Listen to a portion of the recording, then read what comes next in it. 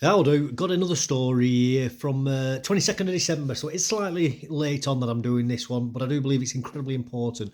And it's very, very shocking actually that this particular story hasn't had more coverage than it has done, simply because of the implications that this actually could have.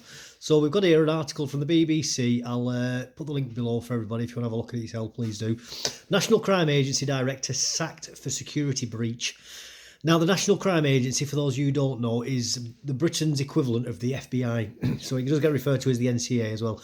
Obviously, dealing in very, very high-profile cases of, say, drug trafficking, people trafficking, prostitution, terrorism. You know, they do all sorts of different things, but they do it to the highest level. Incredibly important stuff. So these people are very, very, very serious investigative officers, you know, and they should be hiring the highest caliber of people. Now, the person here is.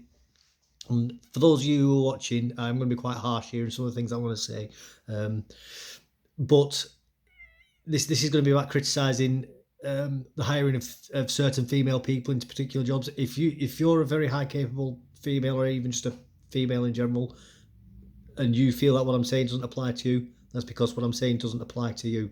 I'm not using blanket statements towards every woman in the world. There are obviously plenty of women out there who are very, very capable and deserve to be in the jobs that they are doing because they do incredibly well.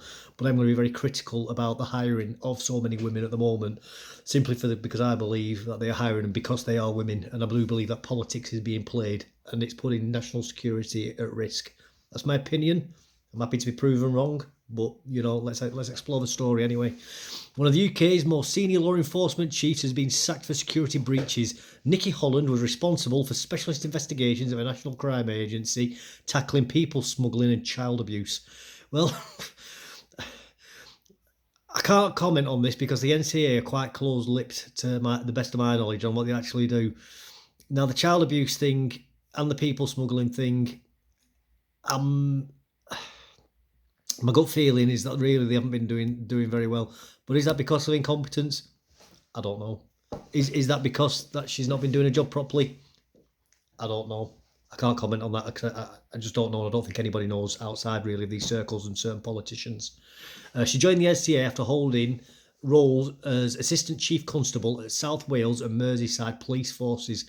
But a former Queen's Police Medal awardee was found to have committed gross misconduct in her latest role. The NCA confirmed on Friday that she'd been struck off after appearing in front of a misconduct panel. I mean, you don't just... The thing is with these misconduct panels as well, especially at this level, is they don't just strike you off for no reason. I mean, usually if you've made a big cock up, within reason, they'll let you resign. But I mean, for her to actually be struck off, this has got to be serious, serious stuff that she's cocked up on here. The agency confirmed in a statement that former Director of Investigations Nikki Holland had been found to have committed gross misconduct. Yeah, we know that. As a result of the panel's findings, she's been dismissed from her position with immediate effect. Yeah, we know that.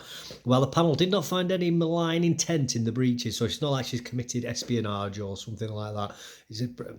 The NCA expects the highest standards of conduct, yeah, from all of our officers. Fully agree with that. Where those standards are not met, appropriate action will be taken. It seems it seems to me, and it may explain it, it makes still a paragraph or two left, that she may have had let something slip, so to speak. You know, just, I don't know, maybe posted something online or been caught out saying something to the public that wasn't approved to be spoken about. You know, maybe something like that. Her appointment to South Wales Police was queried by then MP Elfyn Lewin, as a report into a probe she led into the force had yet to be published. An assistant chief constable at the force, she was responsible for specialist crime, which included major crime and force intelligence. She also held the same regional role as Tarian, Regional Organised Crime Unit, and Wales Extremism and Counter-Terrorism Unit. Originally from Liverpool, she left Wales, right. It doesn't really tell us much, but this has got to be serious. And again, I can't really say too much on this because it hasn't given me much information really to work off either way.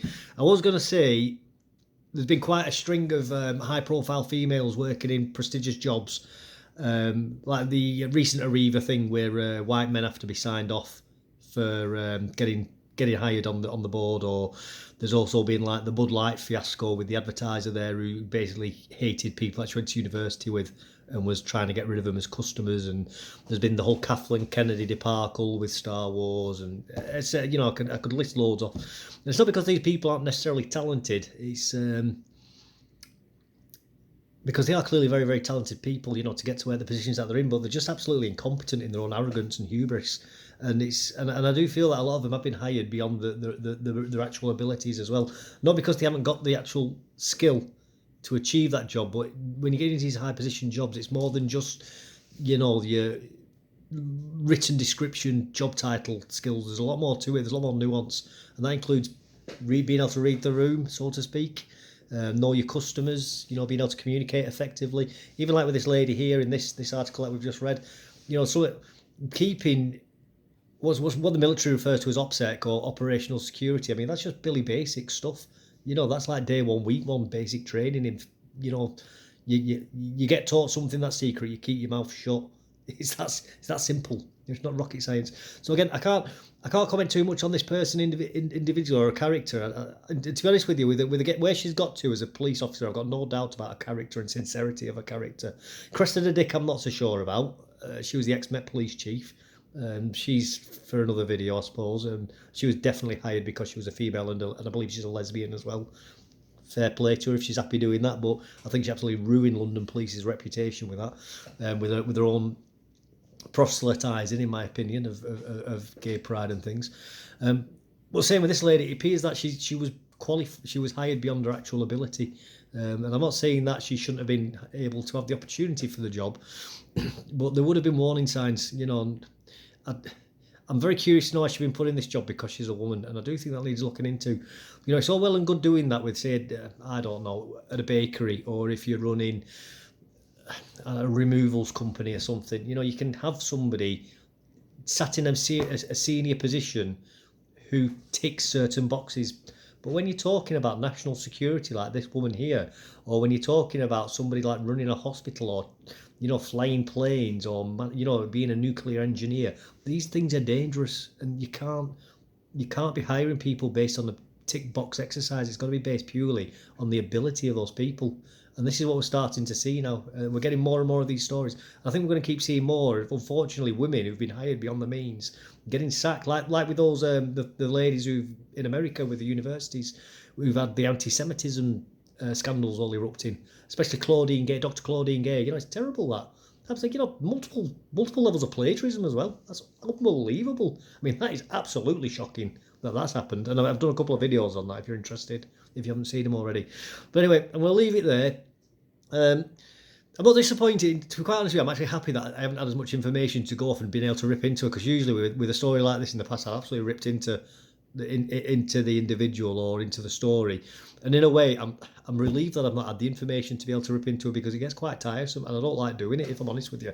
I want to read the news and be like, yeah, the person who was hired to do this job was absolutely amazing, and they've achieved all these different things. I'd love for that to be the story. I don't take glee in seeing people like this lady here failing. It's absolutely disheartening, and it just makes me think our country's collapsing, and that we're becoming like a banana republic or something. It's worrying for the future. It genuinely is. And I know some people might think I'm being like a sexist or a racist or whatever. I'm really not. I'm just finding it all weary and tiresome. Anyway, I'm going to leave it there. I've yabbered on a bit too much. If you've enjoyed that, found it informative or whatever, please like, subscribe, put a comment below, and I'll speak to you later. Bye-bye.